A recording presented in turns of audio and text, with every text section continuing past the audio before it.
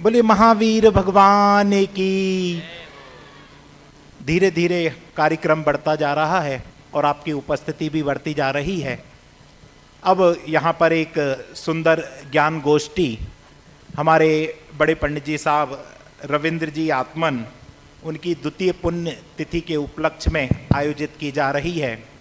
इस कार्यक्रम की अध्यक्षता के लिए हम सबके बीच में जयपुर से पंडित टोडरमल स्मारक ट्रस्ट के महामंत्री आदरणीय शुद्धात्म प्रकाश जी भारिल हमारे बीच में आ चुके हैं।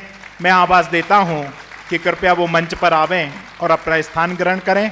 स्वागत करते आज तुम्हारा, स्वागत करते आज तुम्हारा। आओ आओ हे प्रिय मेहमान की मंगल स्वागत है। आओ आओ हे प्रिय मेहमान की मंगल स्वागत है।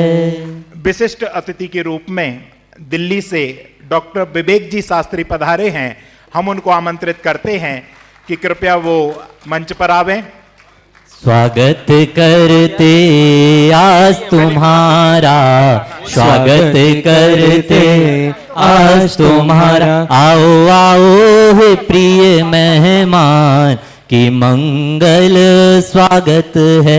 आओ आओ हे प्रिय विद्वान की मंगल स्वागत है। और विशिष्ट अतिथि के रूप में श्रीमान कर्नल प्रदीप जी साहब बेंगलोर, ये हमारे मंदिर के नए सदस्य हैं और अभिषेक पूजन स्वाध्याय से जुड़ते हैं। हम आपको आमंत्रित करते हैं, आइए पधारिए। वेलकम स्वागतम, आइए पधारिए। वेलकम स्वागतम, आइए छोड़िए जय जिनेंद्र बोलिए। हाय हेलो छोड़िए जय जिनेंद्र बोलिए। एक बार हमारे मुख्य अतिथि आ चुके। मैं गोष्ठी में बोलने वाले हमारे सागर नगर के हमारे बड़े भैया गुड्डू भैया स्वदेश जैन जी, उनको हम आमंत्रित करेंगे कि हमारे मंच की शोभा बढ़ावे। और आइए गुड्डू भैया। तुम्हारा स्वागत करते आज तुम्हारा। आओ आओ हे प्रिय मेहमान की मंगल स्वागत है। आओ आओ हे प्रिय मेहमान की मंगल स्वागत है। अब हमारी गोष्ठी में जो वक्तव्य देने के लिए हमारे ट्रस्ट के आग्रह पर जिन्होंने स्वीकृति दी, उन सभी विद्वान को भी आमंत्रित करेंगे। प्रथम वक्ता के रूप में पंडित शाश्वत जी शास्त्री। जोरदार करता ध्वनि के माध्यम से हम पंडित शाश्वत जी शास्त्री का यहाँ पर स्वागत करते हैं। आइए। पंडित विपुल जी मोदी मकरोनिया। हाँ, विपुल जी मोदी मकरोनिया, उनसे निवेदन है वो भी शीघ्र मंच पर उपस्थित हों। पंडित प्रियंक जी शास्त्री रहली। प्रियंक जी भाई साहब, पंडित प्रियंक जी खुरई, उनसे निवेदन है शीघ्र वो भी मंच पर विद्यमान। सब बोलेंगे उनको बाद में, आ जाएं एक बार। और विदुषी प्रज्ञा भंडारी। विदुषी प्रज्ञा जी भंडारी, उनसे भी निवेदन है शीघ्र वो भी मंच पर विद्यमान हो। पंडित गायक शास्त्री सागर। पंडित गायक शास्त्री सागर, वो भी मंच पर पधारें। एक बार सभी विद्वत वर्ग के लिए और सभी अतिथिगण के लिए जोरदार करता ध्वनि के माध्यम से हम इनका बहुत बहुत स्वागत करते हैं, अभिनंदन करते हैं। हमारा युवा फेडरेशन इतना आतुर हो रहा है कि हम अपने अतिथियों का स्वागत करें, तो माल्यार्पण।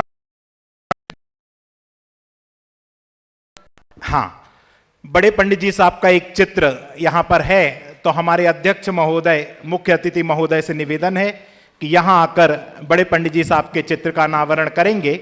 और हमारे कर्नल साहब और गुड्डू भैया कृपया आइए। हाँ, माइक ले लें और यहाँ से मंगल उच्चारण किया जाएगा। हाँ, हाँ, बड़े पंडित जी साहब का, आदरणीय बड़े पंडित जी साहब का यहाँ पर चित्र अनावरण हो रहा है। मंगलम भगवान वीरो, मंगलम गौतमो गणी, मंगलम कुंद कुंदारो, जैन धर्मोस्तु मंगलम, सर्वमंगल्य मंगल्यम, सर्वकल्याणकारकम, प्रधानम सर्वधर्माणाम, जैनम जयतु शासनम, जैनम जयतु शासनम। बोलिए पंच परमेष्टि भगवान की जय हो। बोलिए शासन नायक श्री महावीर स्वामी की जय हो। बहुत बहुत धन्यवाद हमारे विशिष्ट अतिथि अध्यक्ष महोदय जी का। और मंगलाचरण के लिए हमारे बाल ब्रह्मचारी नन्हे भैया, उनको भी हम आमंत्रित करेंगे कि कृपया वो मंच पर आवे। सबसे हाँ, हमारी प्रज्ञा भंडारी जी अकेली बैठी हैं, तो हम संध्या भाभी से भी निवेदन करेंगे कि कृपया वो भी मंच की शोभा बढ़ाएं। तो भाभी कृपया आ जावे एक बार। आइए आइए, बहुत आइए ना। हाँ। और हमारे विधानाचार्य पंडित सुनील जी धवल भोपाल, उनसे बहुत आग्रह है कि कृपया यहाँ मंच पर आकर हमें जो सुंदर आपने विधान का लाभ दिया, यहाँ पर भी आपका मंच पे आपकी शोभाशाली रहेगी। अरे आइए पधारिए, वेलकम स्वागतम, आइए पधारिए, वेलकम स्वागतम। हाय हेलो छोड़िए, जय जिनेन्द्र बोलिए, हाय हेलो छोड़िए, जय जिनेन्द्र बोलिए। देखो हमारी विदुषी जी लेके आई हैं सागर की बात सुनने के लिए, मंच पर आप आए। हाँ, जोरदार ताली बजाकर हम स्वागत करें। हाँ, हमारे एसपी वारली जी का स्वागत करने के लिए युवा फेडरेशन के अध्यक्ष महोदय श्री विवेक जी से मैं निवेदन करूंगा कि वो माल्यार्पण करके हमारे बबलू भैया जी का स्वागत करें। और हम करतल ध्वनि से इस अनुमोदना करके, उन्होंने जो तत्व ज्ञान की धारा देश विदेश में बहाई है और अपनी एक रोचक शैली से सबको मंत्रमुग्ध कर दिया है, हम बड़े आभारी हैं बबलू भैया के कि जो गुरुदेव श्री का तत्व ज्ञान इतने सुंदर तरीके से जनमानस के हृदय में उतार देते हैं। अद्भुत कला आपके पास है और भविष्य में और ये वृद्धिंगत हो। हमारे डॉक्टर विवेक जी का स्वागत करने के लिए मैं आगम जैन से निवेदन करूंगा कि हमारे पंडित विवेक जी का स्वागत करें। आपकी अद्भुत शैली देश विदेश में विख्यात है। सीधा बोलते हैं, कठोर बोलते हैं, चुभ तो जाए एक बार हृदय में, ऐसा बोलते हैं।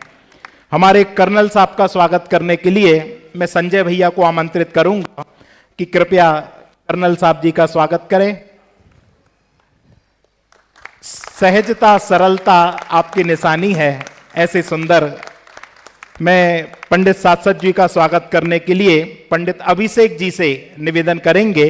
बड़ा भाई छोटे भैया का स्वागत करता है, ये महावीर जिनालय में देखने को मिलेगा।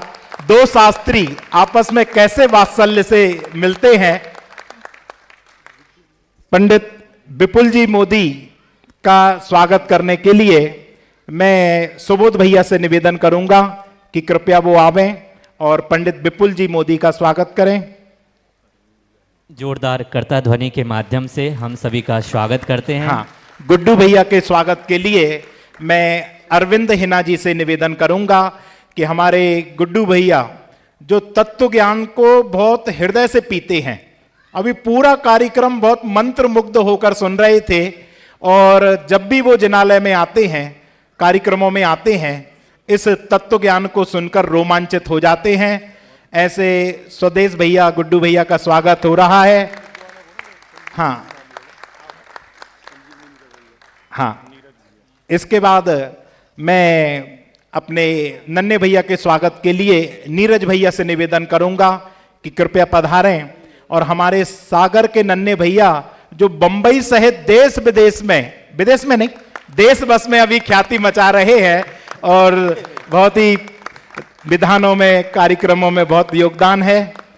प्रियंक जी के स्वागत के लिए मैं एम के जैन साहब से निवेदन करूंगा कि कृपया पधारें और हमारे प्रियंक जी जो खुरई में प्राचार्य पद पर, गुरुकुल में प्राचार्य पद पर कार्यरत हैं और वीतरागी तत्व ज्ञान का प्रचार प्रसार कर रहे हैं। बहुत बहुत धन्यवाद।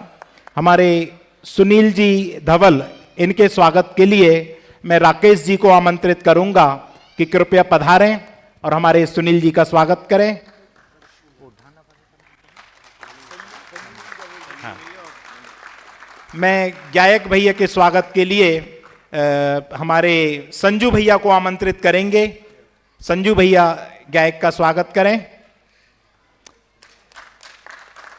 अभी आपने महावीर जिनालय का भूत देखा था, अभी मंच पे महावीर जिनालय का भविष्य बैठा हुआ है जो हमारे भविष्य को, जिनालय को सजाएगा। मैं हमारी संध्या भाभी के स्वागत के लिए महिला मंडल की अध्यक्षा श्रीमती मीना भाभी से निवेदन करेंगे कि कृपया वो संध्या भाभी जी का स्वागत करें। जोरदार करता ध्वनि के माध्यम से हम संध्या जी का स्वागत करते हैं। और हमारी विदुषी प्रज्ञा भंडारी के स्वागत के लिए ममता भाभी से निवेदन करेंगे कि कृपया वो पधारें और हमारी प्रज्ञा जी का स्वागत करें। इस प्रकार से स्वागत की प्रक्रिया पूरी हुई। हम अपने युवाओं से निवेदन करेंगे वो आगे आके बैठें और हमारी इस वक्तव्य को सुने जो हमारे विद्वानों ने। हाँ, विवेक जी का स्वागत हुआ कि नहीं? हो गया। देखो युवा इतना ध्यान रख रहे, माला नहीं दिख रही गले में, इसलिए हमारे बीएस जैन वाले दादा कहते थे, कौन से दादा?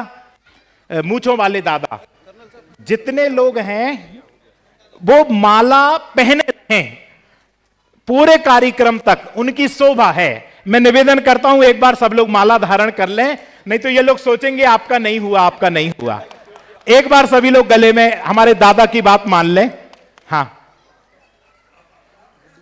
हमारे जिनालय में 365 दिन देश भिन्न आत्मा बताने वाले हमारे पंडित अखिलेश जी शास्त्री का हम सम्मान करना चाहेंगे और उनके सम्मान के लिए मैं अतुल सतभैया को आमंत्रित करता हूं, वो आकर और उनका सम्मान करें।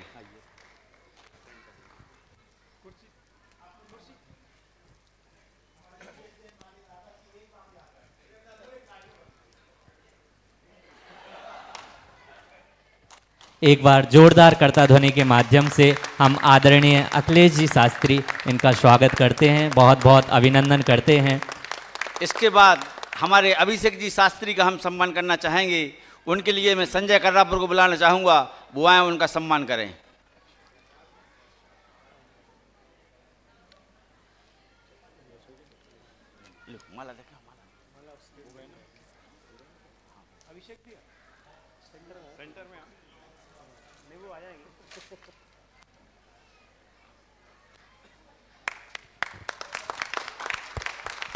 हमारे मधुर शास्त्री जी के सम्मान के लिए मैं प्रसम भंडारी को कहूंगा कि हमारे मधुर जी शास्त्री जो हर समय हमारे किसी भी महावीर जिनालय के विधान का काम हो, स्वाध्याय का हो, पाठशाला का हो, हर कार्य के लिए वो तत्पर रहते हैं। बबलू भैया पूछ रहे थे कितने शास्त्री हैं, तो आप देख लीजिए। इस प्रकार से स्वागत की परंपरा को हम यहां विराम देते हैं और अब हमारे जो बड़े पंडित जी साहब हैं उनके बारे में। जब ये गोष्ठी प्रारंभ हो रही है, सागर समाज के हमारे सारे वरिष्ठ जन भी एक एक कर कर पधार रहे हैं। हमारे महावीर जिनालय ट्रस्ट परिवार ने सहर्ष आमंत्रण दिया है। उसी क्रम में सागर के ही समाज के प्रबुद्ध जन श्रीमान सुरेन जी मालथोन जी हमारे बीच पधार चुके हैं। जोरदार करतल ध्वनि से हम उनका स्वागत करते हैं और अभिषेक जी से निवेदन करेंगे कि वहीं पे उनके स्थान पर ही ये माल्यार्पण के द्वारा उनका स्वागत करें। हमारे श्री सुरेन जी मालथोन साहब का।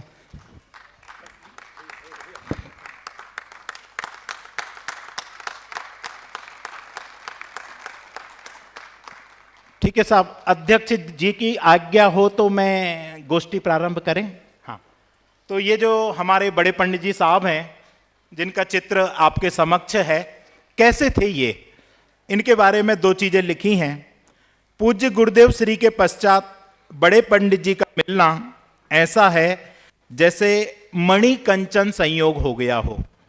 गुरुदेव श्री की बातों को बड़े पंडित जी साहब ने हम तक निश्चय और व्यवहार चारों अनुयोगों के माध्यम से सुमेल बिठाकर हर पंक्ति में घटाते हुए हमारे गले से उतारी हैं। आपके माध्यम से लिखी पूजाएं आज देश विदेश में लाखों की संख्या में प्रतिदिन पढ़ी जाती हैं। इस पर ताली बजाना चाहिए। मुमुक्षु समाज का ऐसा कोई मंदिर नहीं है जहां प्रतिदिन आपकी लिखी पूजाओं का रसास्वादन करते हुए गुप्त ना होते हों। आपके द्वारा जो स्तुतियां लिखी गई हैं, चाहे निर्ग्रंथ भावना हो, समता षोडशी हो, ज्ञानाष्टक हो, कर्तवाष्टक हो, जीवन पद दर्शन हो, उनका पाठ करते हुए शाम के समय महिलाएं अपने चित्त को शांत करती हैं। आपके द्वारा जो विधान रचे गए हैं, जो भी जितना पत्र लिखे गए हैं, उन स्वानुभव पत्रावली को पढ़ते पढ़ते लोग स्वानुभूति को प्राप्त कर लेते हैं। ऐसे थे बड़े पंडित जी जिनकी आज द्वितीय पुण्य स्मृति हम मना रहे हैं। और हमने उनके द्वारा जो अनेक प्रकार के हजारों सूत्र प्रस्तुत किए गए हैं, उन समुद्र में गोते लगाकर कुछ 5-6 सूत्र यहां पर हमारे वक्ता आपके सामने रखेंगे और उनके ऊपर वो अपने विचार प्रस्तुत करेंगे। उस क्रम में मैं सबसे पहले हमारे पंडित, उसके पहले सबसे पहले मैं नन्हे भैया से निवेदन करूंगा। हम सब में सबसे ज्यादा समय बड़े पंडित जी के पास रहने का किसी को मिला है तो हमारे बाल ब्रह्मचारी नन्हे भैया इधर आइए। ये पंडित जी के साथ अमायन में उसी कमरे में रुके, उनकी सेवा की और उनका सारा काम इन्होंने किया है। तो मैं नन्हे भैया से निवेदन करूंगा कि आप उनकी कुछ रचनाओं को यहां पर गुणगान करके हमें सुनावें।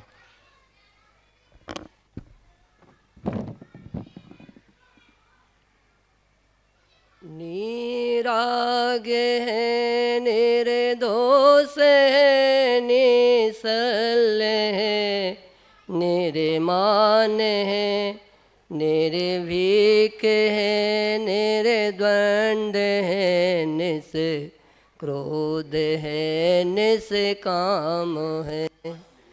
जिनके समीप सिंहादि पशु भी भूल जाते क्रूरता, उन सर्वदर्शी सन्मति की है सी अपूर्व सूरता।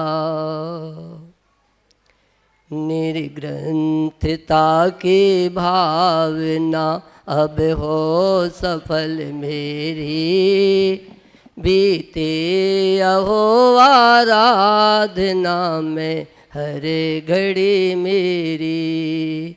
निर्ग्रंथता की भावना अब हो सफल मेरी, बीते अहो आराधना में हर घड़ी मेरी। बड़े पंडित साहब ने इतनी सारी पूजाएं लिखी हैं, इसमें एक जो वीतराग पूजन लिखी है उसका वो बार बार जिक्र करते थे। उसकी मैं केवल आपको जो शुरुआत की जयमाला है। प्रभु आपने ये को ज्ञायक बताया, तेहो लोक में नाथ अनुपम बताया। यही रूप मेरा निजानंद में स्वयं में ही पाया। खिला पूर्ण मेरा मिला दर्श तेरा, खिला पूर्ण मेरा मिला दर्श तेरा। यही भावना हो बने माही डेरा। प्रभु आपने एक ज्ञायक बताया, तिहु लोक में नाथो अनुपम जताया। जोरदार ताली बजाएं।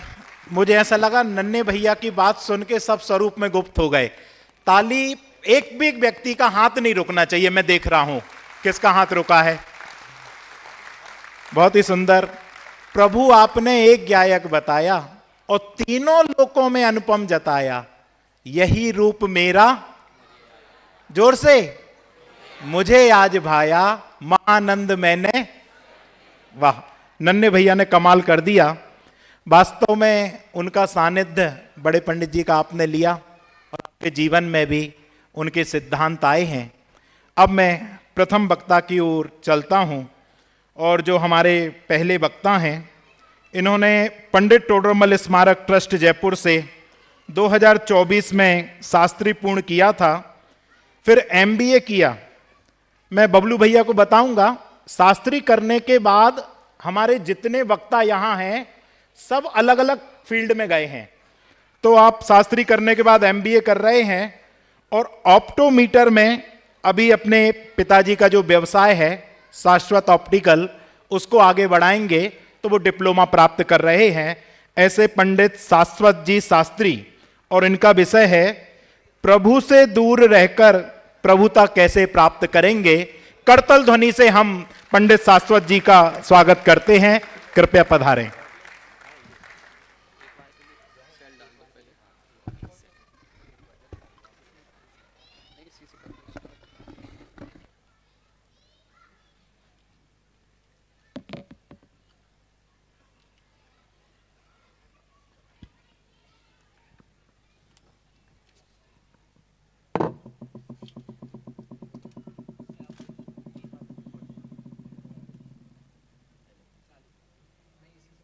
हेलो हेलो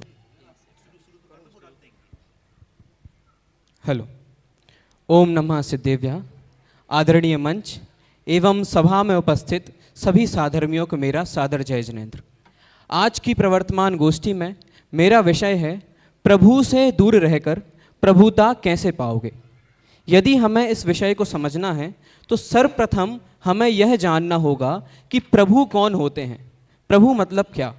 तो जैन दर्शन में बहुत ही सुंदर प्रकार से दो तरह के प्रभु बताए हैं अथवा दो तरह के भगवान बताए हैं। एक तो जो जिन मंदिर में है और दूसरे जो तन मंदिर में विराजमान है। उन जिन मंदिर के प्रभु को तो हम बहुत ही भली भांति अच्छे तरीके से जानते हैं, जिनकी हम पूजन अर्चन करते हैं, विधान आदि करते हैं, गुणगान आदि करते हैं, उनको तो हम भली प्रकार से जानते हैं। परंतु जो दूसरे प्रभु हैं जो हमारे तन मंदिर में विराजमान हैं,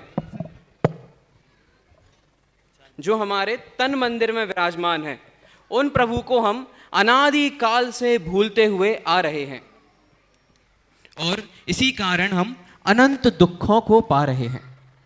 परंतु उस तन मंदिर के प्रभु को जानकर ही जिन मंदिर के प्रभु बना जा सकता है। जितने भी जिन राज हैं उन्होंने सर्वप्रथम अपनी आत्मा को ही जाना है, तब जाके वे जिन मंदिर के प्रभु बन पाए हैं।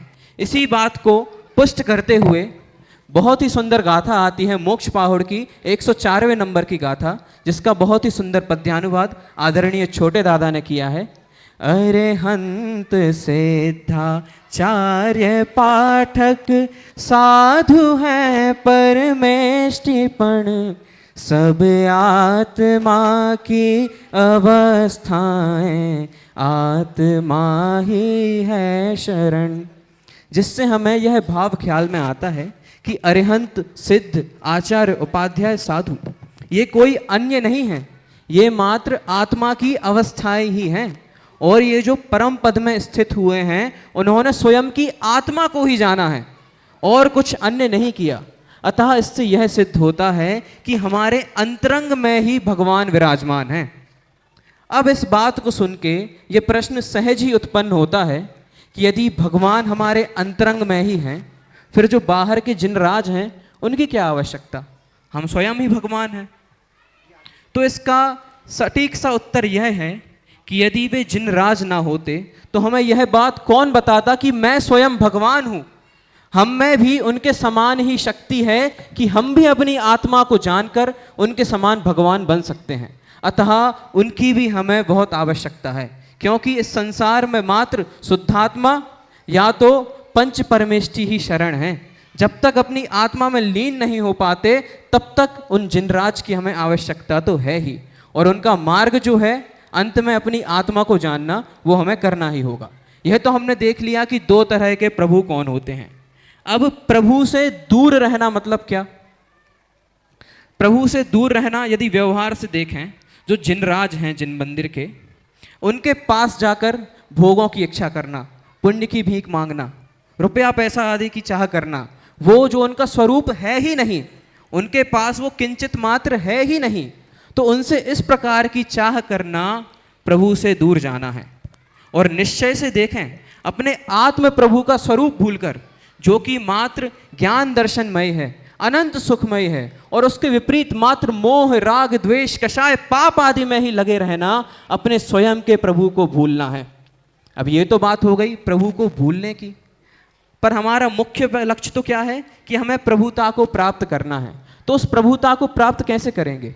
तो इतने बड़े प्रश्न का मात्र एक छोटा सा उत्तर है कि हमें अन्य कुछ भी नहीं करना, मात्र स्वयं को स्वयं से स्वयं ही जानना है। उससे हमें अनंतानंत सुख मिल जाएगा, जिसमें हमें किसी की भी आवश्यकता नहीं है। तो इस प्रकार हम भी अपने प्रभु को प्राप्त कर सकते हैं, जिसमें अन्य किसी की भी आवश्यकता नहीं है। और अब प्रभुता मतलब क्या? प्रभु तो हो गए, अब प्रभुता मतलब क्या? प्रभुता मतलब ये नहीं कि समोशराणी विभूति आ गई, बहुत बड़े हो गए, लोगों से कुछ अन्य हो गए, इंद्र आदि सेवा में लगे हैं। प्रभुता मतलब मोह राग द्वेष का अभाव करना। जब वीतरागता सर्वज्ञता आती है तभी जाके पूज्यपना आता है, तभी प्रभुता आती है। तो इसे करने में भी मात्र हमें अपने शुद्धात्मा को ही जानना है, किसी अन्य की आवश्यकता नहीं है। तो इस प्रकार से अभी हमने जाना कि हमें अपने स्वयं के प्रभु को जानना है, तो तीन लोक के प्रभु तो हम अपने आप बन ही जाएंगे, उसके लिए हमें कुछ अलग से यत्न नहीं करना पड़ेगा। तो ऐसे ही हम सभी भी अपने प्रभु को जानें और शीघ्र अतिशीघ्र मोक्ष में जावें। इसी मंगल भावना से वाणी को विराम देता हूँ। ओम नमः सिद्धेभ्यः। बहुत बहुत धन्यवाद शाश्वत के लिए। दो तरह के भगवान होते हैं, डॉक्टर साहब ने बताया। एक भगवान तो जिन मंदिर में होते हैं और एक भगवान निज देह के अंदर होते हैं। उन भगवान से दूर रहोगे तो कहीं के नहीं रहोगे, और इस भगवान से दूर रहोगे तो कहीं नहीं रहोगे। बहुत सुंदर वक्तव्य प्रस्तुत किया। दूसरे वक्ता के रूप में जिनको मैं बुला रहा हूं, उन्होंने 2001 में जयपुर से शास्त्री की, 2003 में जयपुर से ही जैन दर्शनाचार्य एमए किया, और फिर अपने पारिवारिक व्यवसाय मोदी हर्बल और आदि मोदी बाम बनाने की फैक्ट्री में लग गए। साथ में समाज में जिन मंदिर में अनेक गतिविधियों में लगे रहे। एंड पंडित विपुल जी मोदी, उनको मैं आमंत्रित करूंगा। इनका विषय है ईमानदार रहने के लिए सादगी, संतोष और कष्ट सहिष्णुता चाहिए। आइए पंडित विपुल जी।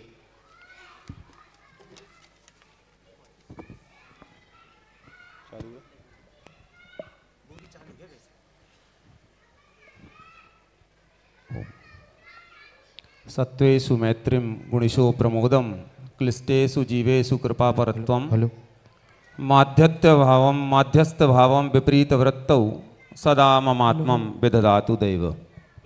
सम्मानीय मंच, सभी सुधी श्रोता, ऐसे व्यक्तित्व की गोष्ठी जिन्होंने हजारों सूक्ति वाक्य लिखे, अनेक पूजनें लिखी, बहुत सारा साहित्य आज उनके अभाव में हमारे बीच में हमें संबल प्रदान करता है। उसी में से एक सूक्ति है कि ईमानदार रहने के लिए सादगी, संतोष और कष्ट सहिष्णुता चाहिए। आदरणीय पंडित जी के प्रवचन जब जब हम सुनते थे तो चाहिए शब्द का प्रयोग उनके प्रवचनों में अधिकांशतया आता था। वो जोर देके कहते थे चाहिए। क्यों चाहिए? अब इस सूक्ति का सीधा सा अर्थ निकालें तो हमें जीवन में संसार मार्ग हो या मोक्ष मार्ग हो, दो मार्ग हैं।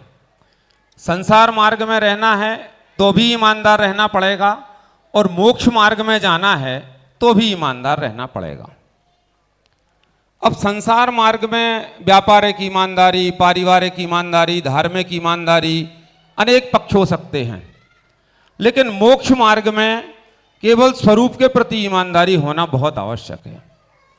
क्योंकि आप यदि अपने स्वरूप के प्रति ईमानदार नहीं रहेंगे तो अभी जैसे पूर्व वक्ता ने कहा था कि कहीं के नहीं रहोगे। क्यों नहीं रहोगे? क्योंकि मेरा स्वरूप जो चैतन्य स्वरूपी भगवान आत्मा जो बताया गया है, जानना देखना मेरा स्वरूप है, और मैं करने कराने रखने रखाने में लग जाऊंगा तो मैं अपने स्वरूप से च्युत हो जाऊंगा, तो संसार मार्ग में ही भटक जाऊंगा।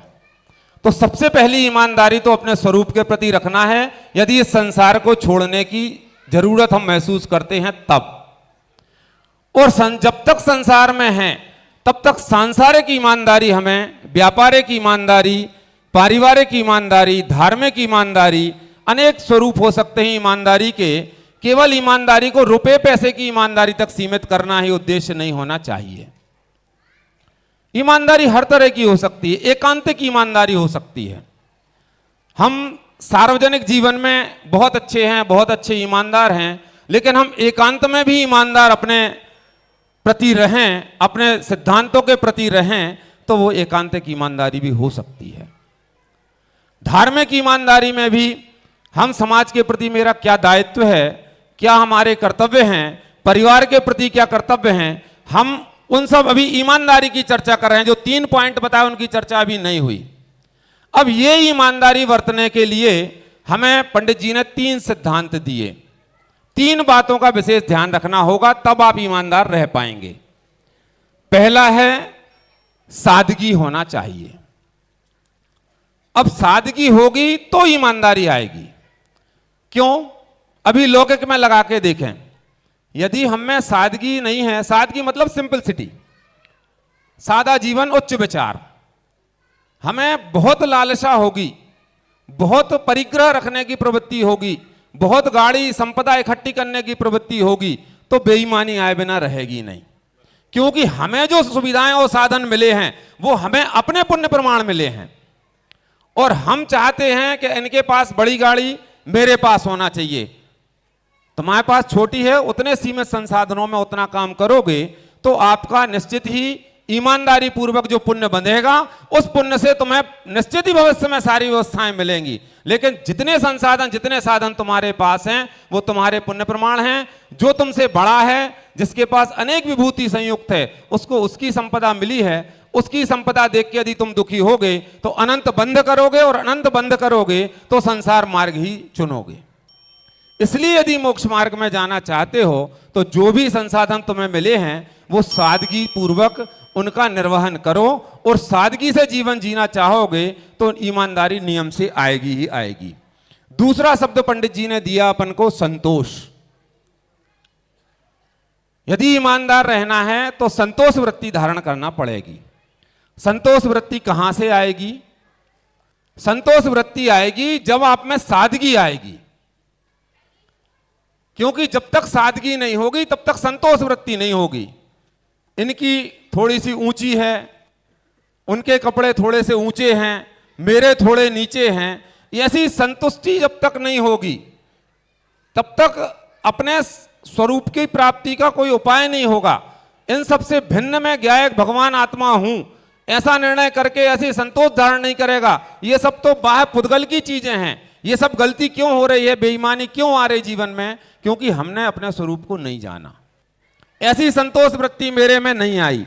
सादगी के बाद संतोष वृत्ति आने से, संतोष वृत्ति आएगी तो संतोषामृत शब्द आया जैन दर्शन में, कि संतोष कैसा है? अमृत के समान है।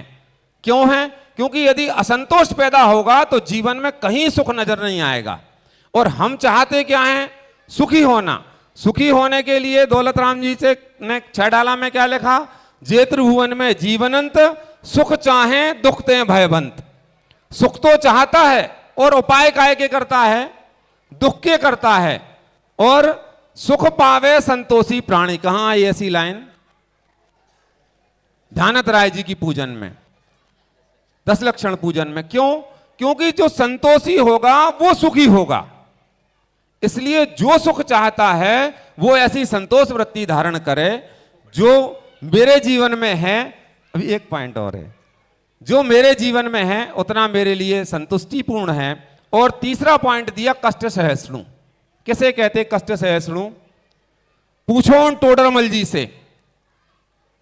हमें तो सब कुछ बना बनाया मिल गया। अभी चर्चा आई थी ना कि सब कुछ पुरानी पीढ़ी ने हमें नया करके सौंप दिया, बना के दे दिया। जो हमारे पूर्वज हैं पंडित टोडरमल जी, उनने कौन से कष्ट सहन किए? पूज्य गुरुदेव श्री कांजी स्वामी, जिन्होंने धर्मांतरण करके आपके दिगंबर पंथ में आए। हमारा तो ये सौभाग्य है कि हमें दिगंबर पंथ विरासत में मिला और हम दिगंबर पंथ में पैदा हुए। उस पंथ से इस पंथ में आना और डंके की चोट निज गायक स्वरूप भगवान आत्मा की बात हम सबको बताना, ऐसा साहस करने पर कितनी कष्ट सहिष्णुता उनने स्वीकार की होगी, ऐसा उनके चित्त में आता होगा। इस तरह से हमें अपने जीवन में यदि ईमानदार रहना है तो ये 3 बातों का विशेष ध्यान रखना पड़ेगा। हमें सादगी, संतोष वृत्ति और कष्ट सहिष्णुता होगी तो ईमानदारी आएगी। और ऐसे इन तीनों भावों को धारण करके हम अपने मोक्ष मार्ग की ओर प्रयाण करें, ऐसी पवित्र भावना से भी की बात समाप्त करता हूं। जय जय। बहुत बहुत धन्यवाद भाई विपुल के लिए। वैसे तो ये 1-1 घंटे भी कम पड़ता है हमारे विद्वानों के लिए, और 5 मिनट में वो कैसे अपना विषय पूरा कर दें, बड़ी समस्या रहती है। फिर भी क्या करें, समय की अपनी मर्यादा है। अब मैं अगली विदुषी को आमंत्रित करूंगा, जिन्होंने अपने बच्चों को धार्मिक संस्कार के साथ साथ हमारे महाविद्यालय के सांस्कृतिक कार्यक्रम में बढ़ चढ़कर हिस्सा लेती हैं और साथ में सेंट्रल बैंक में आप जॉब भी करती हैं और सारी गतिविधियों में आपका योगदान है। ऐसी श्रीमती प्रज्ञा भंडारी, आपका विषय है संस्कारों की सुरक्षा संपत्ति की सुरक्षा से अधिक महत्वपूर्ण है। मैं निवेदन करना चाहूँगा अपने वक्ताओं से कि 5 मिनट का समय आपके लिए है और मैं याद करूँगा महात्मा गांधी को। क्यों महात्मा गांधी को क्यों याद कर रहे? जब उनको गोली लगी थी और जब उनको लगा कि अब हम जाने वाले हैं, 2 सेकंड उनके पास थे। क्या बोला उनने? हे राम। हे राम में उनका पूरा गोष्ठी हो गई। पूरे जीवन का उन्होंने प्रायश्चित कर लिया और अपना संक्षिप्त उद्बोधन दे दिया। तो वक्तव्य यह होता है कि 2 शब्दों में आपकी बात जनता तक कैसे पहुंचे। तो मैं आगामी वक्ताओं से निवेदन करूंगा कि समय को समझकर सिर्फ दिशा निर्देश देकर हमें अनुग्रहित करें। प्रज्ञा भंडारी।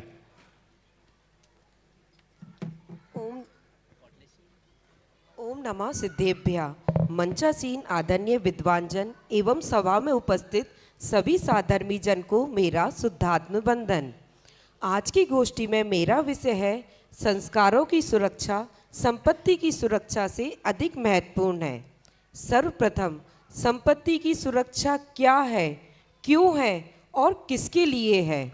आज के भौतिकवादिक युग में प्रत्येक व्यक्ति संपत्ति को प्राप्त करने एवं उसकी सुरक्षा में परिपूर्ण सक्षम है।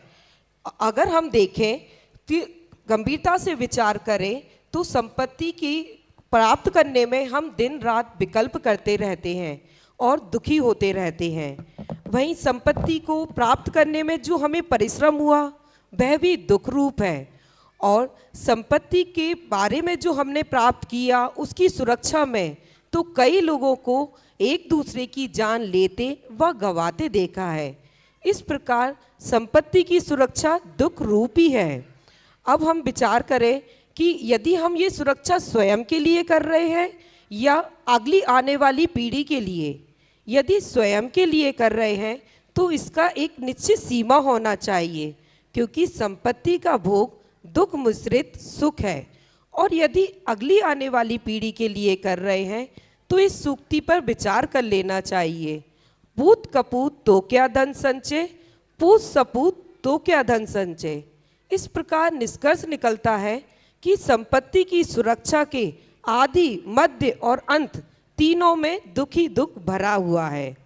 जबकि संस्कारों की सुरक्षा या संस्कारों के अर्जन अर्थात धर्म स्वरूप भेद ज्ञान एवं वैराग्य की चर्चा मात्र में आनंद ही आनंद भरा हुआ है। मैं शरीर से भिन्न हूँ, अकर्तावाद का सिद्धांत, क्रमबद्ध पर्याय का सिद्धांत आदि मानो सुख उत्पन्न करने वाला है। इनकी चर्चा मात्र में ही सुख है, और तो और तत्व निर्णय का फल तो अनंत काल के लिए अनंत सुख ही सुख है। अब लौकिक परिप्रेक्ष्य से देखें तो हम सभी स्वयं या परिवारजन के लिए मंदिर बनवाते हैं, पंच कल्याणक कराते हैं और उसमें करोड़ों रुपए खर्च करते हैं।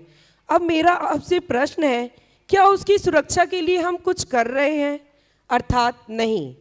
एक और हम प्रतिदिन रोज मंदिर जाते हैं, 1 घंटे स्वाध्याय सुनते हैं, वहाँ संस्कार अर्जित करते हैं, परंतु उसकी सुरक्षा के लिए अर्थात क्या हमने जो सुबह पंच प्रवचन में सुना उसके लिए चिंतन करते हैं? नहीं ना। तो फिर हमारे संस्कार कैसे सुरक्षित होंगे?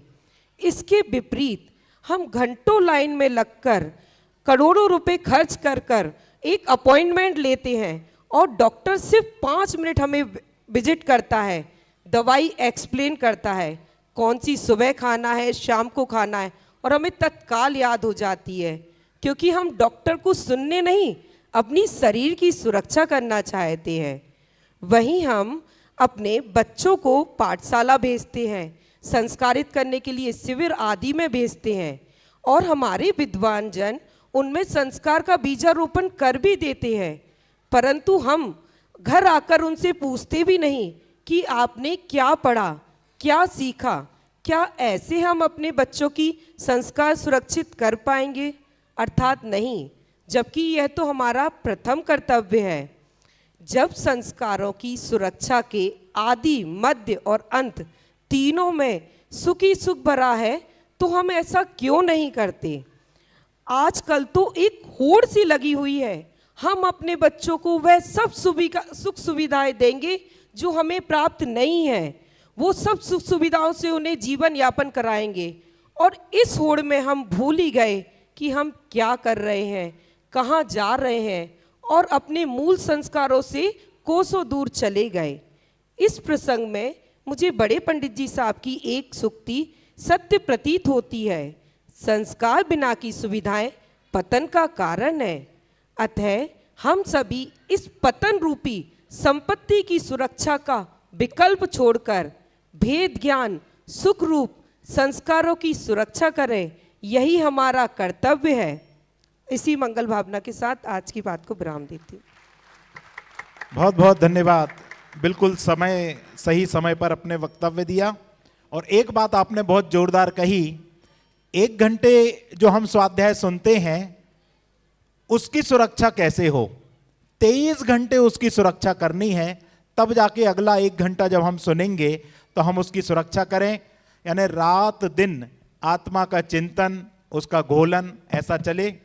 अगले वक्ता के रूप में मैं जिनको आमंत्रित कर रहा हूं, 2004 में टोडरमल स्मारक से आपने शास्त्री पूर्ण की, वर्तमान में खुरई में जो एसपी जैन गुरुकुल है उसके आप प्राचार्य हैं, और साथ में खुरई नगरी में तत्व ज्ञान की गंगा बहा रहे हैं ऐसे पंडित प्रियंक जी शास्त्री रहली। आपका विषय है कार्य नियत समय पर करें और भेद विज्ञान हर समय करें। आइए पंडित प्रियंक जी।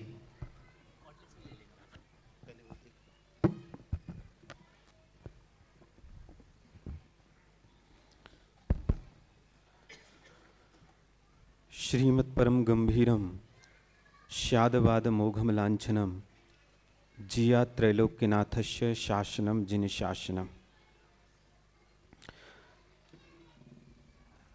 कार्यक्रम के अध्यक्ष महोदय आदरणीय बबलू भैया, शुद्धात्म प्रकाश जी भारेले साहब, विशिष्ट अतिथि के रूप में विवेक जी, कर्नल साहब, सम्मानीय मंच और बहुत सारे विद्वान यहाँ सामने ही बैठे हुए नज़र आ रहे हैं। वे सभी विद्वान और साधर्मी। जो विषय आज मुझे बोलने के लिए दिया गया है, कार्य नियत समय पर करो और भेद विज्ञान हर समय करो। बहुत सारे प्रश्न खड़े होते हैं इस एक विषय में। सबसे पहले तो हम ये सुनिश्चित करें कि हमें काम क्या करना है। भाई कार्य नियत समय पर करें तो कार्य कर, उठना बैठना चलना फिरना खाना पीना, ये थोड़ी काम है। ये तो दैनिक दिनचर्या के हमारे जीवन में जुड़े हुए सारे के सारे विषय हैं। वास्तव में जिस जिन शासन में हमने जन्म लिया हुआ है, उस जिन शासन में सबसे पहले श्रावक के लिए यदि कोई कर्तव्य हैं तो देव पूजा गुरु उपासती स्वाध्याय संयमस्तपः दानम चेति गृहस्थाणाम षट कर्माणि दिने दिने। देव पूजा गुरु उपासना स्वाध्याय संयम तप दान, ये हमारे 6 आवश्यक हैं। और इन 6 आवश्यकों में से हम कितने आवश्यक करते हैं? ईमानदारी से। केवल जिनेंद्र भगवान की पूजा करने के लिए हम जाते हैं, चावल चढ़ा के माथा पटक के आ जाते हैं, तो ये देव पूजा हो गई। या स्वाध्याय के नाम पर हम गए, पौन घंटे हमने सुन लिया, पौन घंटे भी पूरे नहीं सुने, 5 मिनट 10 मिनट आगे पीछे हो गए, आधा घंटे सुन लिया। टीवी चला करके पारस चैनल सुन लिया, जिनवाणी सुन ली, कोई ऑनलाइन प्रवचन चल रहा है ऑनलाइन प्रवचन सुन लिया, तो कि ये स्वाध्याय हो गया। तो शायद उत्तर मिलता है नहीं। नहीं। क्यों नहीं? क्योंकि पढ़ने का नाम स्वाध्याय नहीं है, जिनवाणी सुनने का नाम स्वाध्याय नहीं है। जिनवाणी ये कहती है कि अपने आप के गुणन करने का, अपने आप के चिंतन, अपने आप के मनन करने का नाम स्वाध्याय है। तो फिर प्रश्न खड़ा होता है कि 24 घंटे में हम अपना कितना समय इसलिए देते हैं कि हम अपने आप का चिंतन करते हैं। जब चिंतन नहीं करते हैं तो फिर स्वाध्याय कैसा? केवल पढ़ने का नाम तो स्वाध्याय नहीं है, वो तो वाचना प्रक्षना हो जाएगा, स्वाध्याय के अंगों में सम्मिलित हो जाएगा। इसीलिए सबसे पहले तो हम यह सुनिश्चित करें कि हमें काम क्या करना है। और दूसरा जो सबसे गजब का विषय दिया गया हो इसमें, भेद विज्ञान हर समय करें। भाई सब काम करें कि भेद विज्ञान करें? यदि काम होगा तो भेद विज्ञान नहीं होगा, और भेद विज्ञान होगा तो फिर दुनिया के काम नहीं हो सकते। हम अपने आप को दुनिया का कर्ता मानते हैं, भेद विज्ञान करने वाला नहीं मानते हैं। लेकिन सारे के सारे आचार्यों ने, सारे के सारे विद्वानों ने जितने साहित्य लिखा हुआ है, सारे के सारे साहित्य में एकमात्र बात निकल करके आती है कि यदि मनुष्य जीवन की सार्थकता है तो वो भेद विज्ञान में है, वो सम्यक दर्शन में है। अन्यथा की दृष्टि में सारा का सारा जीवन व्यर्थ है। पूरे के सुबह से लेकर शाम तक, जन्म से लेकर मृत्यु तक। मैं एक प्रश्न आपसे पूछता हूं, अभी खड़ेरी में एक तीये की सभा हो रही थी और वहां एक वक्ता ने प्रश्न किया कि वही प्रश्न मैं आपसे पूछता हूं कि आप अपने घर से निकलना चाहते हैं तो घर से आप खड़े खड़े होकर के निकलना चाहते हैं कि आड़े होकर के निकलना चाहते हैं? तो दुनिया कहती है आड़े होकर के निकलते हैं, लेकिन असली बात तो इस बात में है, आड़े होकर तो पूरी दुनिया निकलती है। यदि खड़े होकर के निकले तो वास्तव में सही मायने में धर्म होगा। अन्यथा की दृष्टि में खड़े होने के निकलने का मतलब यह है कि हम पैरों पर खड़े होकर के पूरे ज्ञान के माध्यम से निकले और मुनि अवस्था को अंगीकार करके निकले। आचार्य अमृतचंद्र स्वामी ने समयसार कलश में बड़ी गजब का एक कलश लिखा। यदि संस्कृत पढ़ूंगा विरम किम परेणे तो शायद समझ में नहीं आएगी, लेकिन उसकी अभिव्यक्ति भी बात समझ में नहीं आ सकती, लेकिन हिंदी पढ़ूंगा तो शायद आपके हृदय तक वो बात पहुंच जाएगी। हे भव्य जन, क्या लाभ है इस व्यर्थ के वकबाद में, अब तो रुको निज को लखो अध्यात्म के अभ्यास से। यदि अनवरत 6 मास हो निज आत्मा की साधना, तो आत्मा की प्राप्ति हो संदेह इसमें रंचना। ये आज से 1000-1500 वर्ष पहले आचार्य अमृतचंद्र स्वामी कह के गए हैं कि यदि 6 महीने, भेद विज्ञान की बात चल रही ना, भेद विज्ञान करो। भेद विज्ञान कितने समय? 6 महीने करके देख लो आप। यदि 6 महीने हमने अपनी आत्मा की साधना कर ली तो आचार्य अमृतचंद्र स्वामी ने गारंटी दी हुई है कि भाई साहब आत्मा की प्राप्ति होगी होगी होगी, इसमें रंच मात्र भी संदेह करने की आवश्यकता नहीं है। दुनिया के काम तो हमने बहुत किए दुनिया के काम, लेकिन पंडित राजेंद्र कुमार जी की 2 पंक्तियों के साथ में अपने वक्तव्य को समाप्त करूंगा। जो अपना नहीं उसके अपनेपन में जीवन चला गया, पर मैं अपनापन करके हाँ मैं अपने से चला गया। यदि हमने अपना समय नियत समय पर सारे के सारे काम किए, जिस समय हमें घर छोड़ने की सुध आ गई उस समय हमने घर छोड़ दिया, जिस समय हमें शास्त्र स्वाध्याय में लगन लग गई उस समय हमने शास्त्र स्वाध्याय करना शुरू कर दिया, जिस समय हमें भेद विज्ञान की ललक लग गई उस समय हमने भेद विज्ञान करना प्रारंभ कर दिया। तो ये बात गारंटी लेकर के चलना, कि निश्चित मान के करके चलना कि जो बात आदरणीय पंडित रविंद्र जी साहब ने कही हुई है कि ये भव हमें भव के अभाव करने के लिए मिला हुआ है, भव बढ़ाने के लिए नहीं मिला, ये बात हमारे ज्ञान में हमारे मस्तिष्क में बहुत अच्छे से समझ में आ जाएगी। बहुत बहुत धन्यवाद, बहुत बहुत आभार। बहुत ही ओजस्यपूर्ण शैली में भाई प्रियंक ने अपनी बात रखी। पूजन के समय पूजन करें, स्वाध्याय के समय स्वाध्याय करें, भोजन के समय भोजन करें और व्यापार के समय व्यापार करें, लेकिन मैं इनको करने वाला नहीं, मैं जानने वाला हूं, ऐसा भेद विज्ञान हर समय करें। ऐसे सुंदर वक्तव्य। अब मैं जिनको बुलाने वाला हूं, 2022 में जयपुर से शास्त्री करने के बाद अपने पिता के व्यवसाय में सहयोग कर रहे हैं और 10 लक्षण एवं जिनालय में जो भी गतिविधि होती है, विधान, स्वाध्याय क्लास, बाल संस्कार शिविर, सभी में अपना पूरा सहयोग देने वाले पंडित ज्ञायक शास्त्री सागर, और आपका विषय है आत्मानुभव के बिना सुखी होने का कोई उपाय नहीं। आइए पंडित ज्ञायक जी। हेलो, जय श्री ओम नमः सिद्धेभ्या।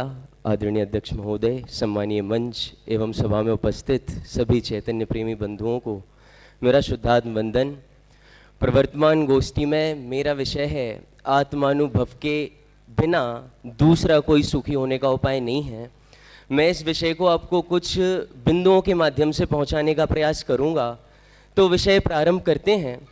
तो सर्वप्रथम हम अपने विषय को समझें, उसके पूर्व हम यह समझें कि वास्तव में सुख कहते किसे हैं। तो सुख की विभिन्न परिभाषाएं जनागम में आई हैं, लेकिन कुछ परिभाषाओं पर प्रकाश डालते हुए हम अपनी चर्चा की ओर आगे बढ़ेंगे। तो कहते हैं सुख किसे कहते हैं। तो लघु जैन सिद्धांत प्रवेशिका में बहुत ही सटीक परिभाषा हमें सुख की प्राप्त होती है। वहाँ पे उन्होंने लिखा, निराकुल आनंद स्वरूप आत्मा के परिणाम विशेष को सुख कहते हैं। ऐसी ही कुछ बात छेढ़ालाकार छेढ़ाला में लिखते हैं, आत्म को हित है सुख सो सुख आकुलता बिन कहिए। यदि हम संक्षिप्त में देखें तो वास्तव में निराकुलता का नाम ही सुख है। जहां निराकुलता नहीं है वहां ही सुख की स्थापना हो सकती है। तो अब हम इस सुख के लिए क्या क्या करते हैं, हमें सुखी होना है, उस सुख की प्राप्ति के लिए हम क्या क्या करते हैं। तो हम जितने भी अपने दैनिक जीवन में, लौकिक जीवन में जो भी कार्य करते हैं, प्रत्येक कार्य के पीछे एकमात्र रीजन जो होता है वह होता है सुखी होना। टोडरमल जी तो यहां तक कहते हैं कि यह जीव मरकर भी सुखी होना चाहता है, लेकिन हम वास्तव में सुखी होने के लिए क्या करते हैं। तो देखिए, प्रारंभ करते हैं कि हम सुख के लिए क्या करते हैं। तो सुख के लिए जो सबसे पहली चीज हम करते हैं वो ये है कि हम पंच इंद्रिय के विषयों की पूर्ति करते हैं। हम सोचते हैं पंच इंद्रिय विषयों की पूर्ति करेंगे उससे हम सुखी हो जाएंगे। टोडरमल जी कहते हैं कि यह जीव पंच इंद्रियों के विषयों में झपट्टे मारता है, जैसे कुत्ता झपट्टे मारता है वैसे यह जीव पंच इंद्रिय के विषय में झपट्टा मारता है, बार बार विषय बदलता है। लेकिन आप मुझे ये बात बताओ, यदि विषयों के माध्यम से इंद्रियों के विषय की पूर्ति के माध्यम से सुखी हो जाएं, तो आप मुझे ये बात बताओ, यदि संसार विषय सुख हो तो तीर्थंकर क्यों त्यागें? क्यों त्यागते हैं तीर्थंकर इस संसार के विषयों को? अतः यह सिद्ध होता है कि 5 इंद्रिय के विषय की पूर्ति से कोई जीव सुखी नहीं हो सकता। दूसरा काम हम जो करते हैं वह करते हैं संयोगों को जोड़ते हैं, संयोगों को जोड़ते हैं, धन दौलत आदि जोड़ते हैं, परिग्रह संग्रह करते हैं और हम सुखी होना चाहते हैं। तो आप मुझे ये बताओ, यदि संयोगों को इकट्ठा करके यदि सुखी हुआ जाए तो चक्रवर्ती जो 6 खंडों के अधिपति होते हैं वो 6 खंडों के इस संपदा को क्यों छोड़ते? अतः यह सिद्ध होता है कि संयोगों से भी कोई सुखी नहीं हो पाया। संयोगों को जोड़ना, 5 इंद्रियों के विषयों की पूर्ति करना, हमें ऐसा लगता है कि ये तो पाप कार्य है और पाप से कोई सुखी हुआ क्या कि पाप से नहीं हो सकता। तो चलिए बढ़ते हैं पुण्य की ओर, जिससे हम सोचते हैं कि हम सुखी हो सकते हैं। तो क्या कहते हैं कि पुण्य में यह जीव दया करता है, दान देता है, व्रत तपस्चरण आदि क्रियाएं करता है, लेकिन इतना सब करने पर, उत्कृष्ट संयम धारण करने पर भी यह जीव सुखी नहीं हो पाता। इस चीज का प्रमाण छेड़ाला में एवं आदि अनेक आचार्यों ने अपने अपने ग्रंथों में दिया। छेड़ाला में तो क्या लिखा? उत्कृष्ट आचरण ऐसा मुनि व्रत धारे अनंत बार ग्रह वक उपजायो। कि पुण्य करके भी क्या हुआ कि ग्रहव्यक तक पहुंच गए, मतलब सुख नहीं मिला। इससे इस चीज की सिद्धि हुई कि पुण्य से भी यह जीव सुखी नहीं हुआ। और इन पुण्य और पाप में फंसकर सुख ढूंढना ऐसा है जैसे मंथन करें दिन रात जल, घृत हाथ में आवे नहीं, रजरेत पेले रात दिन पर तेल ज्यों पावे नहीं। तो ना तो पुण्य से सुखी हो पाया, ना पाप से सुखी हो पाया, तो अब ये जीव को वास्तव में सुख मिलेगा कहां? तो लोग कहते भाई साहब मोक्ष में मिलेगा, मोक्ष में मिलेगा। मैं कहता हूं मोक्ष में सुख नहीं मिलेगा। कि मोक्ष में सुख कैसे नहीं मिलेगा? यदि अकेला मोक्ष में सुख हो तो 4थे गुणस्थान वर्ती अविरत सम्यक दृष्टि से 13वें 14वें गुणस्थान पर्यंत तक, अरिहंत दशा तक जो भी जीव होता है वह सुखी होता है। तो अब जब ये संसार में है और सुखी है तो वह सुख का आधार क्या है? तब जाकर के छोटे दादा ने जिनेंद्र वंदना में लिखा, पुण्य एवं पाप से है पार मग सुख शांति का। कि ना तो पुण्य से सुख है ना पाप से सुख है, लेकिन इनके पार जिसने आत्म तत्व को जाना, पहचाना, समझा, उसी में लीन हुआ, वह वास्तव में सुखी हो पाया। अतः इस चीज की सिद्धि होती है कि आत्मानुभव के बिना दूसरा कोई सुखी होने का उपाय नहीं है। अब यह आत्मानुभव होगा कैसे? हमारे पास क्या विधि है आत्मानुभव करने की? क्या करना पड़ेगा? तो आदरणीय छोटे दादा की वह 4 पंक्ति, यही है ध्यान, यही है योग की, हम यहां से बोलेंगे और वास्तव में उसमें समझ में आएगा कि आत्मानुभव होता कैसे है। तो क्या करना पड़ेगा? क्या लिखा उसमें छोटे दादा ने? अरे निज आत्म को पहचान, आत्मा में अपनापन करें। अरे अपने आत्म को जान, उसी में अपनेपन से जमे। यही है निश्चय सम्यक दर्श, यही है निश्चय सम्यक ज्ञान। रतन त्रय शामिल हो जाते, करो यदि एक आत्म का ध्यान। तो क्या करना पड़ेगा आत्मानुभव के लिए? अपनी आत्मा को जानना पड़ेगा, पहचानना पड़ेगा और उसी में लीन होना पड़ेगा। इस प्रकार मेरा कुछ विषय था। बहुत बहुत धन्यवाद। देखिए क्या सुंदर भाव बनते हैं। जब विषय सामने आता है तो कितना आनंद आता है। यह है इस तत्व ज्ञान का सौंदर्य। जब आप इसमें रच पच जाओगे तो ना आपको समय दिखेगा ना संसार दिखेगा, एक वो वीतरागी तत्व ज्ञान दिखेगा। बहुत गायक ने बहुत सुंदर तर्क युक्तियों से बात को हमारे गले उतारा। मैं पंडित मधुर जी को आमंत्रित करूंगा कि पंडित जी की कुछ सूक्तियां बोलें, और उसके बाद मैं बेंगलोर से पधारे हमारे प्रदीप जी कर्नल साहब जो हमारे विशिष्ट अतिथि हैं उनके उद्गार सुनेंगे। हेलो। भवबीजांकुरजनना रागाध्यक्षमुपागता यशः ब्रह्मा वा विष्णुर्वा हरो जिनो वा नमस्तस्मै। सभी को जय जिनेन्द्र। मेरा मन अभी बोलने का हुआ है, इसलिए मैं आपके सामने खाली 1 ही मिनट बोलने वाला हूँ। आदरणीय एसपी भैया जी यहाँ विराजमान हैं। मैं एक बहुत सुंदर और प्रैक्टिकल बात आपके सामने बोलूँगा। अभी शाम को हमारे बीच में आदरणीय राहुल जी गंगवाल भी पधारने वाले हैं। उनके ही परिवार की कुछ ऐसी सिचुएशन जो मैं आपके सामने रख रहा हूँ, और उनको बड़े पंडित जी से क्या लाभ हुआ और हमें वो क्या लाभ हो सकता है, मैं उसके बारे में खाली 1 मिनट में बोलूँगा। आईसीयू का नियम होता था कि ऐसा कि आप अंदर हैं तो आपको जब भी डॉक्टर आएगा तो आपको बाहर रहना पड़ेगा, मतलब वहाँ बैठने नहीं देते थे। तो वहाँ पे ऐसा पैरामीटर वगैरह होते थे कि ज़्यादा स्वास्थ्य बिगड़ा हुआ है, बीपी लो है या हाई है, तो उस समय वो बहुत ऊपर नीचे होता था। मैं भी वहाँ समथिंग 3 महीने के आसपास वहाँ ही रहा। आदरणीय महेंद्र कुमार जी गंगवाल के पास अंदर ही रहता था, मम्मी जी रहती थी, मैं भी रहता था। तो वहाँ पे कई दफ़ा कुछ शास्त्र की बातें करते थे और कुछ दादा के द्वारा लिखित जो स्तुतियाँ हैं वो, या फिर आदरणीय बड़े पंडित जी साहब के द्वारा लिखित जो समता षोडशी है, मंगल श्रृंगार है, जंगल में मुनिराज है, बहुत सारी सूक्तियाँ। मुझे लगता है पंडित जी साहब की जो मतलब पद्य में रचनाएं बहुत ज़्यादा हैं, गद्य से ज़्यादा रचनाएं पद्य में हैं। तो जब भी ये पंक्तियाँ उनके सामने बोलते थे तो उनको बहुत ज़्यादा निर्भरता होती थी, मतलब बहुत आनंद होता था, ऐसा उन पैरामीटर के माध्यम से पता चलता था।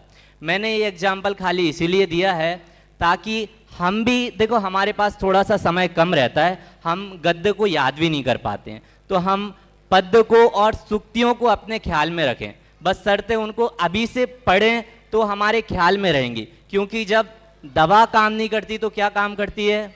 दुआ। ऐसा नहीं है, दुआ काम नहीं करती है, उस समय तत्व ज्ञान ही काम करेगा, सूक्तियाँ ही काम करेंगी। अभी जब हमारी हिम्मत हाथ हिलाने जैसी नहीं होती है तो हमारे पास मौखिक अगर हमारी वाणी में कोई चीज़ बसी होती है तो वो होती है स्तुतियाँ। तो अगर हम पंडित जी साहब की, आदरणीय युगल जी बाबू जी की, दादा द्वय की, आदि विद्वान है सभी की, इन्होंने वही काम किया है जो सहजानंद वर्णी जी की आप पढ़ो, या फिर गणेश प्रसाद वर्णी जी का आत्मकीर्तन वगैरह ये पढ़ो ना, बहुत मतलब आनंद विभोर होता है, बहुत आनंद आता है। ऐसी पंडित जी साहब की जो रचनाएं, मैं सभी से निवेदन करूंगा उनको प्रतिदिन उनका एक आध रचना का पाठ अवश्य किया करें, ताकि हमारे अभी वर्तमान में भी बहुत निर्भर होंगे और कभी ऐसा समय आएगा कि हमें अंदर में निर्भरता चाहिए है, तो उसके माध्यम से, उन स्थितियों के माध्यम से हमें ख्याल आएगा कि जो प्राप्त है वही पर्याप्त है। जय जिनेन्द्र। बहुत बहुत धन्यवाद। निमित्त नैमित्तिक संबंध होता है, अगर आप शांत स्तुतियों का पान करेंगे तो मन भी शांत होता है। बहुत अच्छा उद्धरण आपने बताया। हम अपने विशिष्ट अतिथि श्रीमान प्रदीप जी, इनके बारे में हम कई बार आपको बता चुके। सियाचिन जैसी ठंड में भी आपने अपने जैन सदाचार का पालन करते हुए, हमारे वीतरागी तत्व ज्ञान के अनुसार आचरण करते हुए अपने तत्व ज्ञान के बल पर वहां पर रहे। मैं चाहूंगा कि आप अपने उद्गार यहां से व्यक्त करें।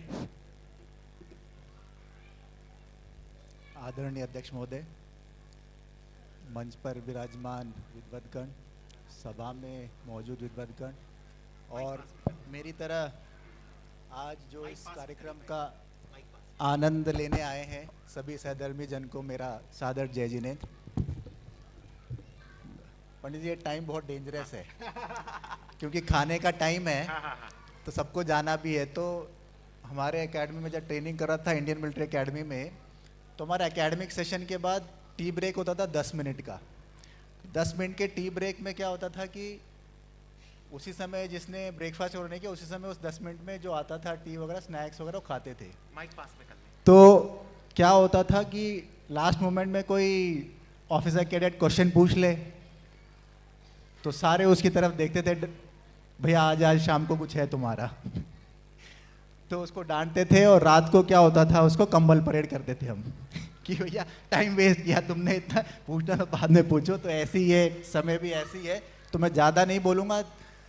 आज आदरणीय पंडित जी का दूसरा वो दिवस है, तो मैं अपना उनके साथ एक ही मुलाकात हुआ उसका सिर्फ अनुभव बताना चाहूँगा। 2 चीज़ें हैं ऐसी जिसने मुझे बहुत प्रभावित किया है, एक प्लेस और एक पर्सनालिटी। प्लेस सब सोनगढ़। मैं 2007 में कोटा में पोस्टेड था, तो पहली बार सोनगढ़ गया। आप लोग सोच रहे होंगे 2007 बहुत देर है, वैसे हम लेट कमर्स हैं, लेट कमर्स। आपकी तरह पुण्यवान नहीं है बुंदेलखंड जैसे और सागर जैसे लोगों का जिनको तत्व पहले से ही मिला। तो 2005-1 के बाद हम इस तत्व में जुड़े, तो 2007 में मुझे जाने का मौका मिला। तो वहाँ पे जब पहली बार गया सोनगढ़, एक अलग फीलिंग, आप माने ना माने, एक अलग सा फीलिंग आया उधर। पहली बार लगा कि ये जगह कुछ ऐसी अलग है जहाँ पे आप कुछ अलग ही अनुभव कर रहे हैं। दूसरा, 2021 में बुंदेलखंड की यात्रा करते समय अकस्मात एक अमायन का टूर में जुड़ा, रात को ही कि मिलना है बड़े पंडित जी से। कभी नहीं मिले थे, सुना था प्रवचन वगैरह बस। जब पहली बार उनसे मिले, उस समय भी एक अलग अनुभव हुआ जब उनके चरण स्पर्श किए। वो उनका चेहरा, उनका जो ग्लोरी, वो अभी भी मैं महसूस कर सकता हूँ जब उनको मैं मिला। और जब हम बात कर रहे थे तो उन्होंने सिर्फ ये बोला, ठीक है देश सेवा कर रहे हैं उसका नोदन, पर अपनी आत्म सेवा के लिए क्या कर रहे हैं। तो जैसे हम बोलते मैं स्वाध्याय वगैरह कर रहे हैं, बस इतना ये सब कुछ। तो बोला आत्मचिंतन कीजिए। उन्होंने एक ही शब्द बोला, आत्मचिंतन बहुत ज़रूरी है। मैं मानता हूँ पंडित जी एक कवि, एक वक्ता सब हैं, पर वो एक अलग ही पर्सनालिटी है, एक आध्यात्मिक एक प्रयोगशाला है जो अपने ऊपर प्रयोग करते रहते थे। वो ज्ञान जो उनके पास था वो इम्प्लीमेंट करते थे। तो मैंने तब देखा, तब सोचा कि हम पढ़ लेते हैं, सब कुछ करते हैं, ज्ञान है, पर ज्ञान जब तक वो रूपांतरित नहीं होता इन अवर डेली लाइफ, तब तक it is of no use. तो वो प्रेरणा मुझे वहाँ से मिली।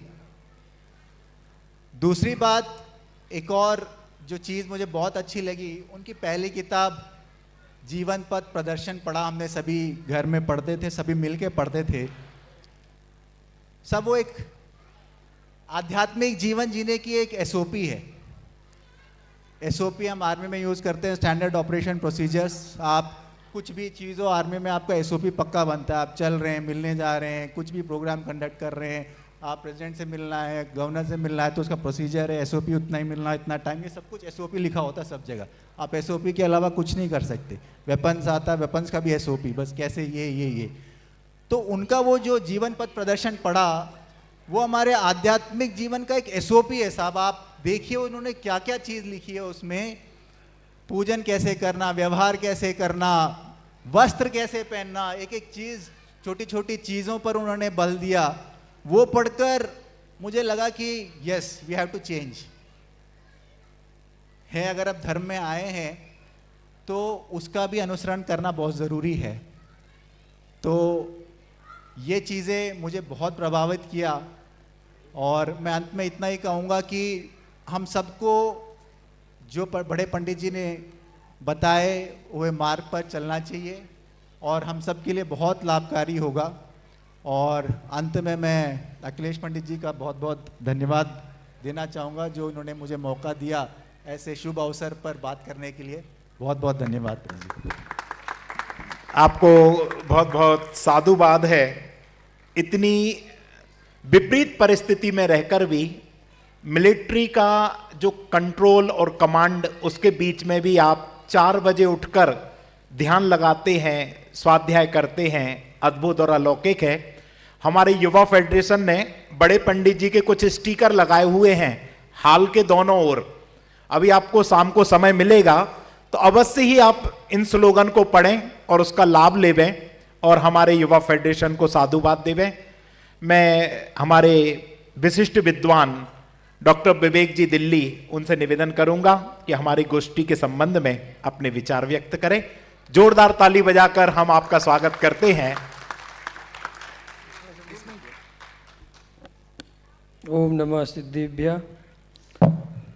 ब्रह्मचारी रवेंद्र जी आत्मन की द्वितीय पुण्यतिथि की स्मृति में जो अभी हम सब ने गोष्ठी सुनी, सभी विद्वानों ने बहुत ही अपने अपने विषय को बहुत अच्छे ढंग से प्रस्तुत किया।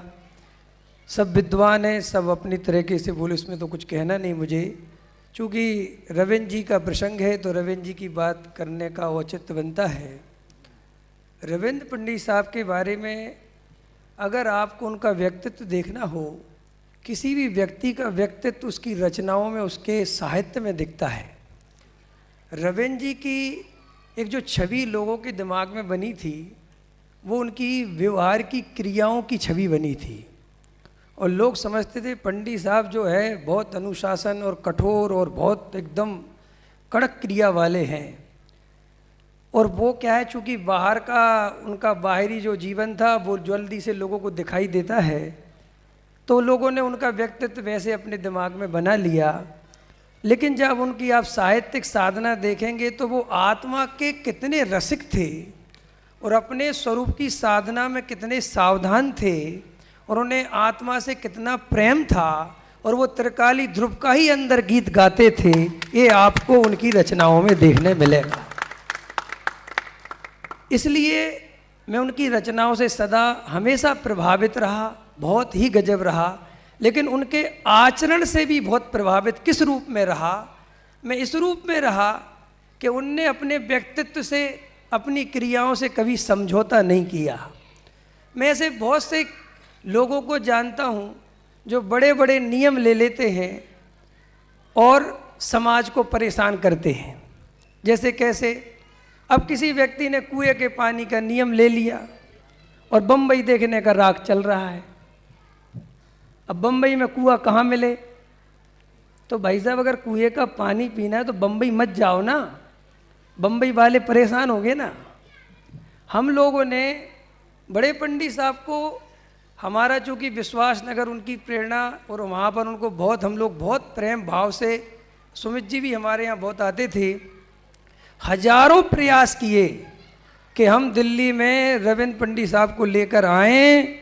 लेकिन आप विश्वास नहीं करेंगे, वो हमेशा एक ही बात कहते थे, तुम्हारे दिल्ली में मेरा आचरण नहीं पल सकता और तुम लोग मेरे चक्कर में परेशान हो जाओगे, इसलिए मैं नहीं आता।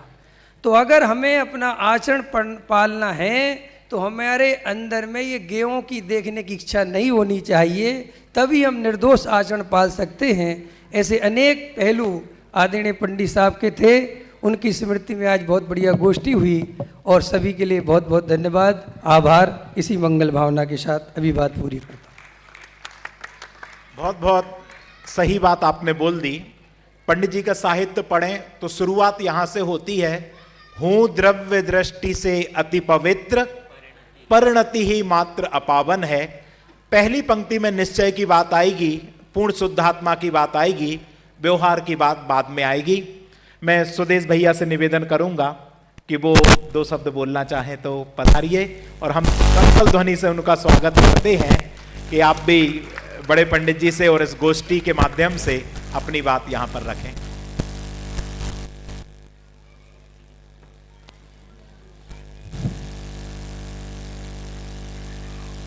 मंच पर विराजमान आज के मुख्य अतिथि आदरणीय पारिल जी, सभी सम्मानीय मंच पर विराजमान शास्त्री पंडित जी जन, उपस्थित सभी धर्मनागी बहनों, भाइयों, बुजुर्गों, सबको मेरा सादर जय जिनेन्द्र।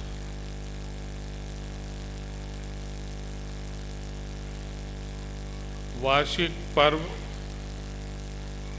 जो महावीर जिनालय का होता है बड़े हर्ष और उल्लास के साथ होता है, और साथ में आज के दिन बड़े पंडित जी की पुण्यतिथि। अभी सभी बुद्धिजन ने उनके बारे में और उनके तत्व ज्ञान के बारे में सारी बातें संगोष्ठी के माध्यम से हम सभी के बीच बताई, और ऐसे महान जीव आत्मा को मैं सत नमन करता हूँ, स्मरण करता हूँ। इतने बुद्धिजीवी हमारे सब बैठे और हमारे समाजजन बुजुर्ग भी बैठे, युवा साथी भी बैठे।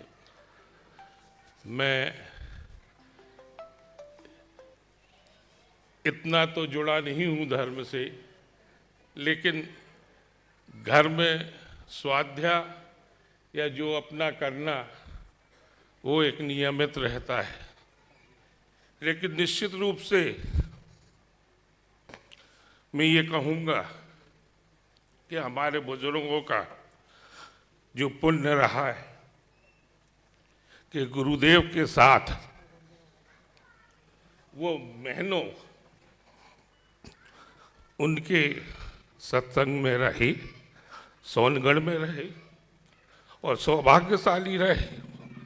हम बच्चे थे जब कि गुरुदेव को हमारे बुजुर्ग इस सागर में नहीं, सचेरे बुंदेलखंड में और मध्य प्रदेश में लाए।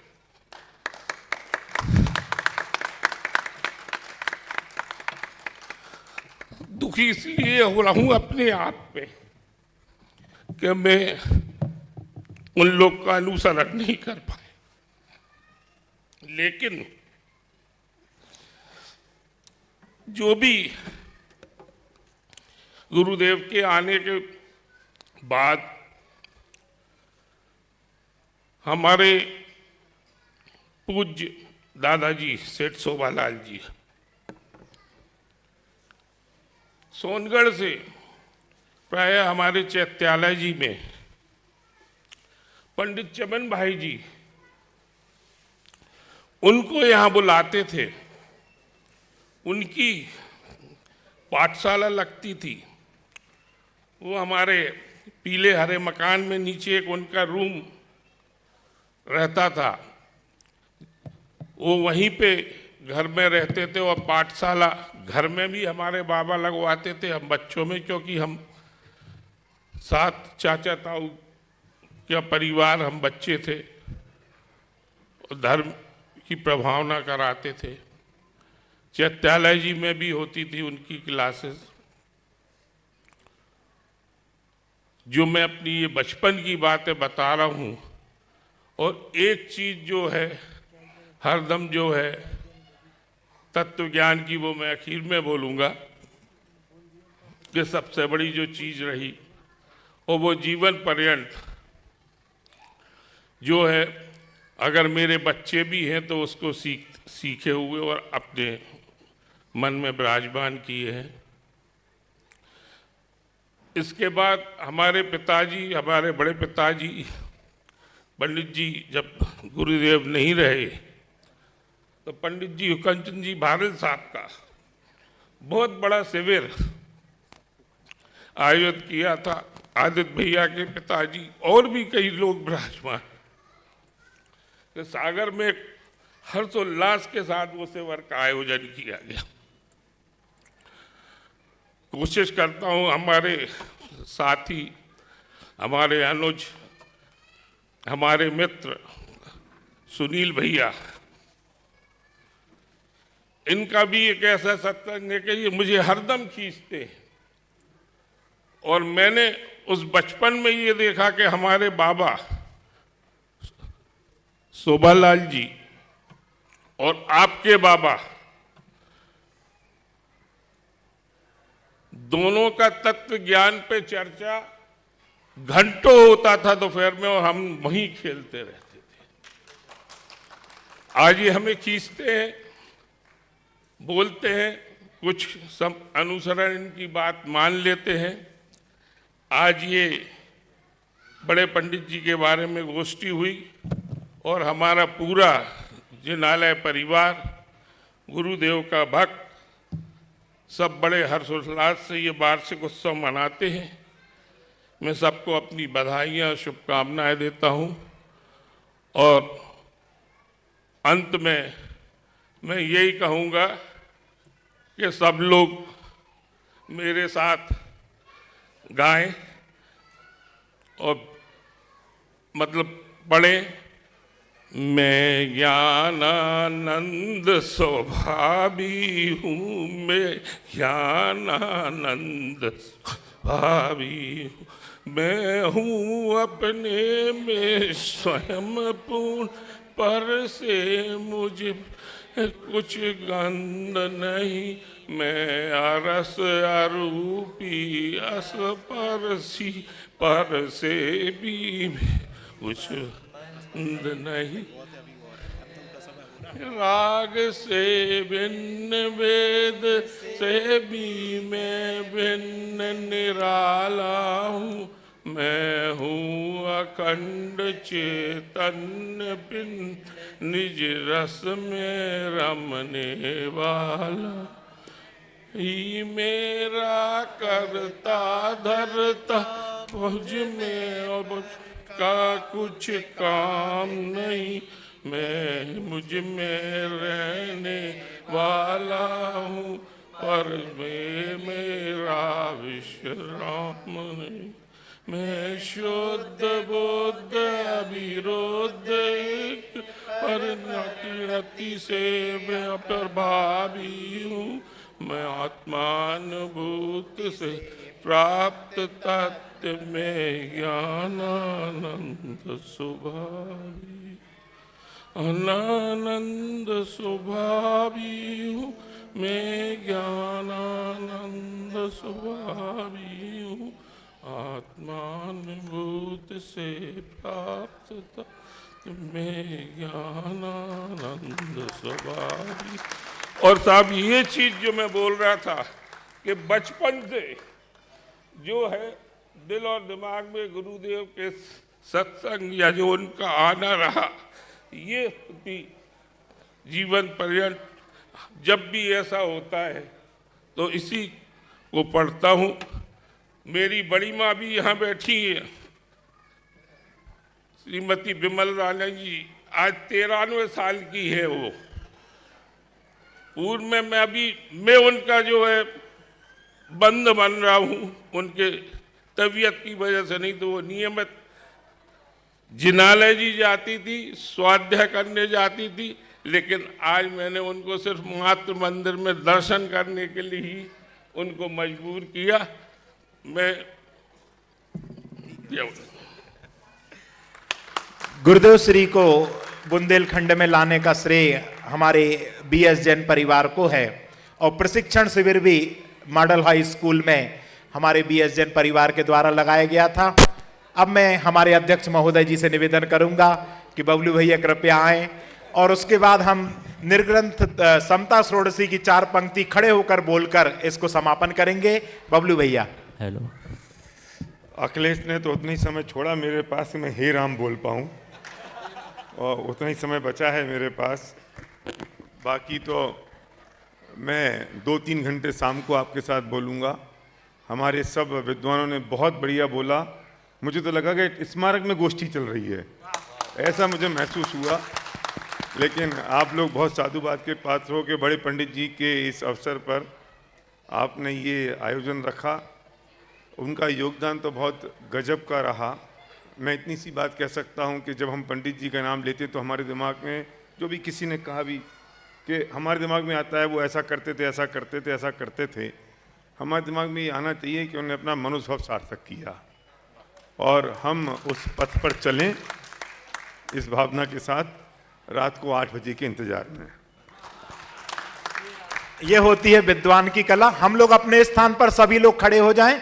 मैं सुनील जी धवल को आमंत्रित करूंगा, समता षोडशी की 4 पंक्ति बोलकर इस सभा को विराम करेंगे और आप सभी के सुरुचि भोजन की व्यवस्था, सोले की भी और बिना सोले की भी सारी व्यवस्था है। तो मैं अहो चैतन्य आनंदमय एक साथ बोलेंगे। हाँ, अहो चैतन्य आनंदमय सहज जीवन हमारा है, अनादि अनंत पर निरपेक्ष ध्रुव जीवन हमारा है। हमारे में न कुछ पर का, हमारा भी नहीं पर में, द्रव्य दृष्टि हुई सच्ची, आज प्रत्यक्ष निहारा है। अहो चैतन्य आनंदमय सहज जीवन हमारा हो।